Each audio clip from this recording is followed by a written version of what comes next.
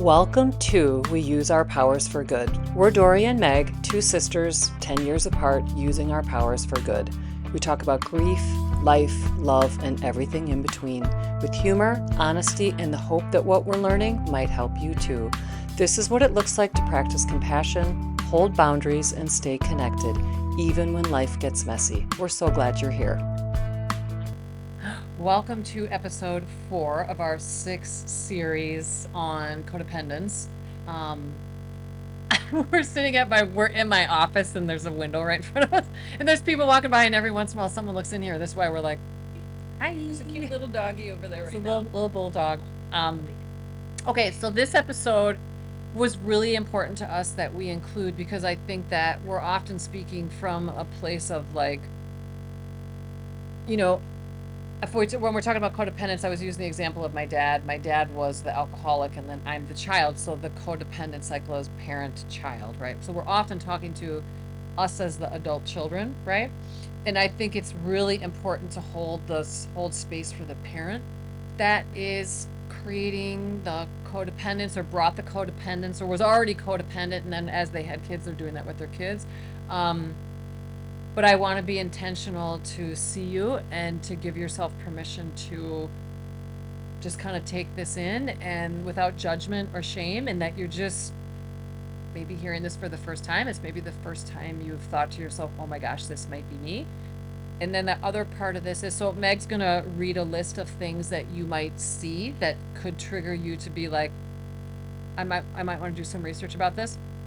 And then what I'm going to add is how you might then do what you might do then to do different than what would be codependent, right? So I am in no way suggesting like I'm so perfect and I have it all figured out. It was super important to me because my family life growing up was a mess, that I didn't bring this to my kids, right? So that meant that I needed to do my own work first, or start it, and then stay in it consistently so that that's something I continue to model to my kids. But that probably is why my ex and I started dating at 19 and didn't have kids. We had our son and daughter. I was 38 and 40.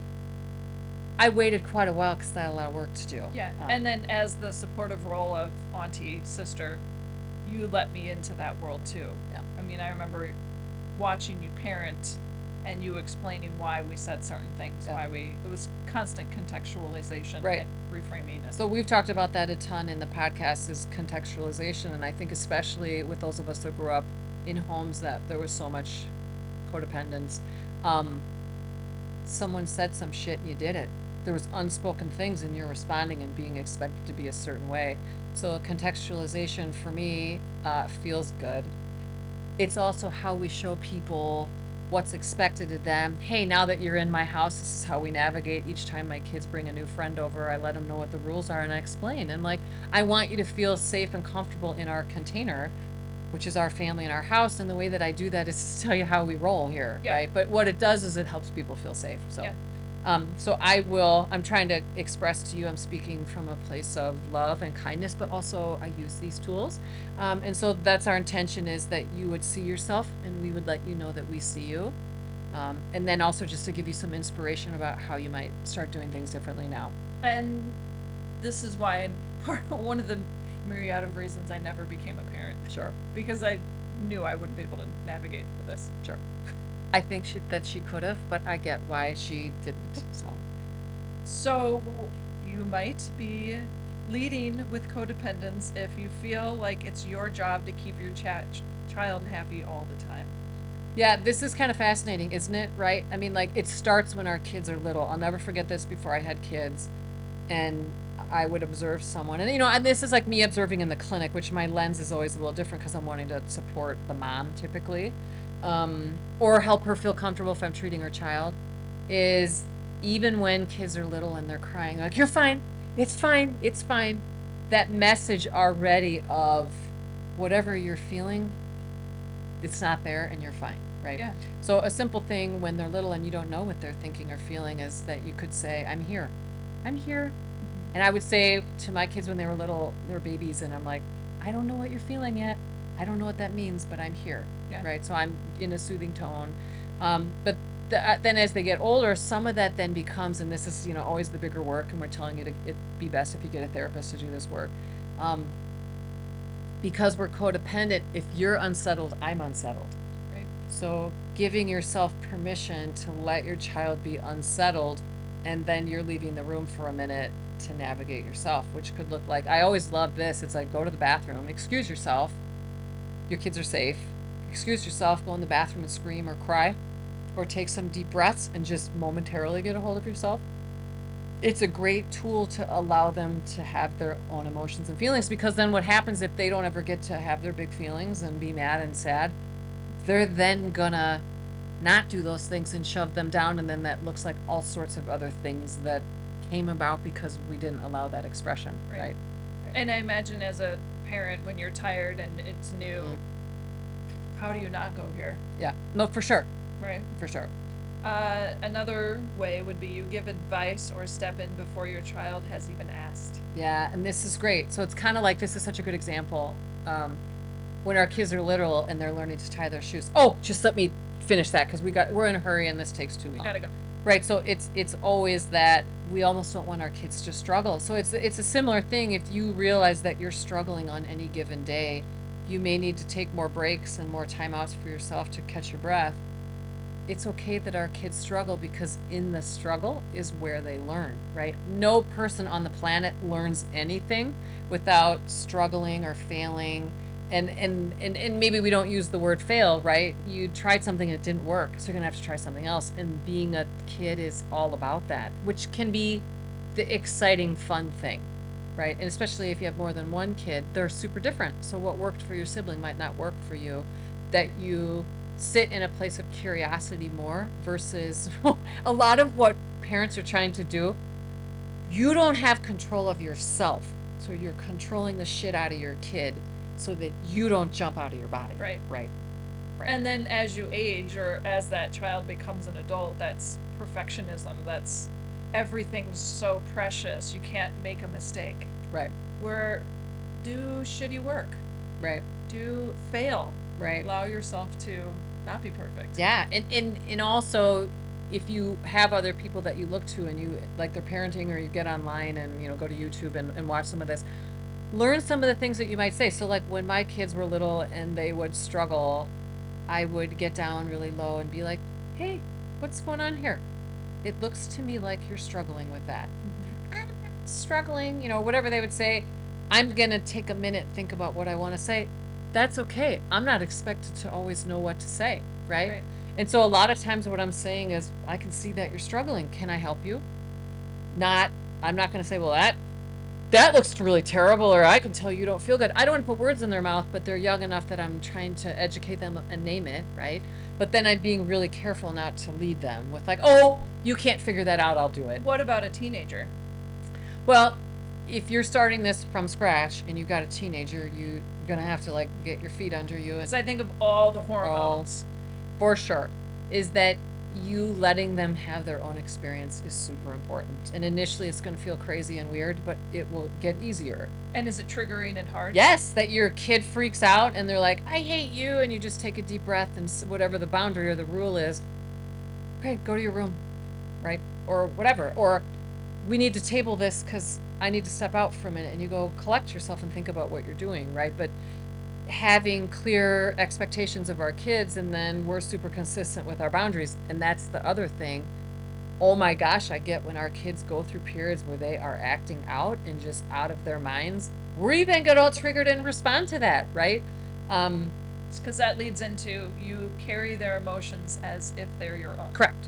So if I then am always reacting, I don't ever let you have your own experience, and then you don't know how to navigate that because I never let you learn how, right? So when you're first learning this, your teenager or your kid is, angry and whatever, you're just taking a deep breath and looking at them and repeating whatever the thing was that didn't happen that was supposed to happen. Well, okay, kid. You can just feel the hide. Yeah. You weren't home at 6:00 like I asked, and the consequence is that you're grounded. So I don't have anything else to say at the moment. Which leads into this one as well. You avoid setting limits because you're afraid of being the bad guy. Right. This is super cool because there's tons of research around this, so this is not like Dory said. Um, Kids love rules and boundaries and limits. And I'll never forget when our mom used to say this when we were young, because she used to do in-home daycare. I know this is for sure. I mean, I see it in my kids, but I also see it in all the kids that come to our house love to be there because there's all these rules. So they know what's expected. They then know how to behave, and they then know what they'll get, right? And it just missed me for some reason. Well, but the point is that even though it's hard as a parent, it feels really good to your kids. And because what it does is it creates a container, right? So the container is, I've got you. I'm your mom. I'm your dad. I've got you. I love you. It is my job to provide food, to provide safety, to provide learning and resources, clothes and things. And then as we go, we're going to navigate rules. The rules are you do these things. These are my responsibilities. Your responsibilities are your chores to go to school, but you're labeling things, contextualizing, right? You frame that up with your kids, they're going to go, oh, that suddenly makes more sense. Right. Because you've never said that. And then I'll use this as an example. At my house, when I taught my daughter how to clean the toilet, I'm like, and the brush and the things. And then I taught her 6 more times and watched her and adjusted what she was doing and validated and went, well, if you don't get the brush up under here and then you don't get it down in here. And then separately, as a counter example, when my son was at his dad said, clean the toilet. My son then didn't say, I don't know how. My son then got yelled at for not cleaning the toilet properly. So the point of that example is we're getting mad at our kids for not doing something right when we never told them how to do it in the first place, right?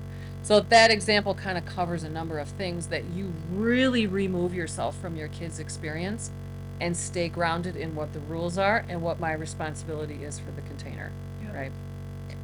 You measure your success as a parent by how much your child needs you.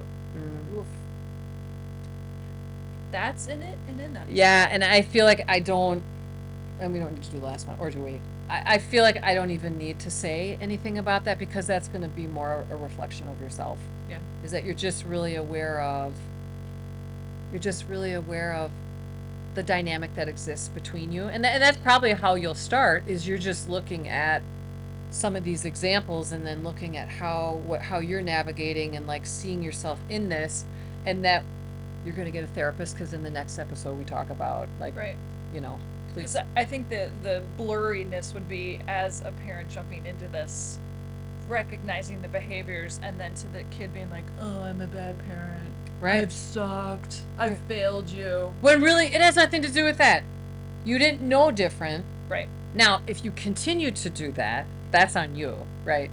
But backing up with a therapist and making a plan and seeing how you'll integrate this with the kids. But at a minimum, the initial conversation you could have with your kids is like, oh my gosh, I'm learning this new stuff because I want to take a different approach to our parenting, something that I think makes a little more sense to me and might feel better to you.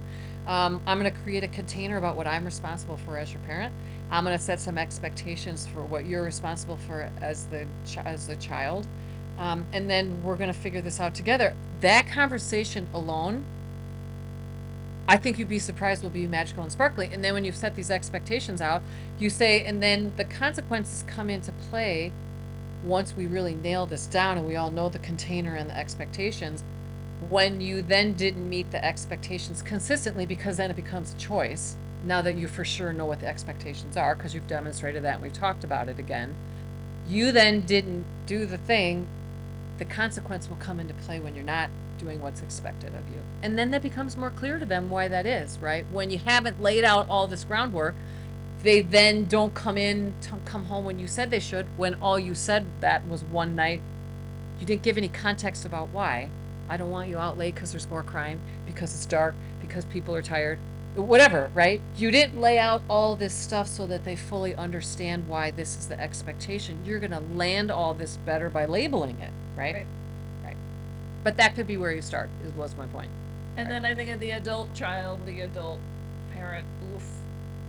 Yeah, and with that though, you doing your own work and then integrating this in with your family, even if your kids are grown, the extraordinary amount of healing that you would offer yourself through your kids and through them, And then to have relationships with your kids that come from a place of being authentic and vulnerable and real versus spinning around in a cycle that leaves you feeling not good and triggered and ugh. Yeah. Yeah.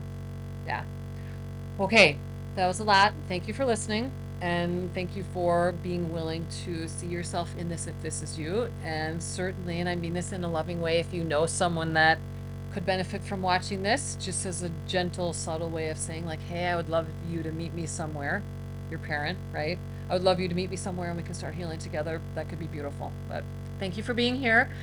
Make sure to come back. We've got 2 more episodes where we're talking about other layers of codependence, and we look forward to seeing you.